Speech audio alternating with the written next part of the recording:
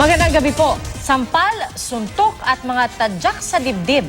Ito ang sinapit na isang lalaki sa Caloocan na pinagtulungan ng isang grupo. Patay ang biktima sa insidenteng kitang-kita sa kuha ng CCTV.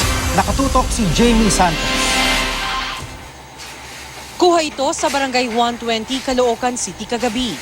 Makikitang isang lalaking nakaupo sa tabing kalsada. Ilang sandali lang, tatlong lalaki ang dumating at nilapitan ng biktima. Ang isa sa kanila, sinampal ang biktima. Dito nagkatinginan ng biktima at ang suspect, kaya hindi niya nakitang isa pang lalaki na biglang nagpakawala ng suntok. Napahiga ang biktima, pero hindi dito nagtapos ang panggugulpi sa kanya. Dahil tinadyakan pa siya ng ilang beses sa dibdib ng isa pang lalaki. Dito na nawalan ng malay ang biktima. Agad umalis ang mga suspect. Sinubukan pa ng ilang residente na gisingin ang biktima, pero tuluyan siyang binawian ng buhay. Ayon sa ilang saksi, lasing ang biktima nang mangyari ang insidente.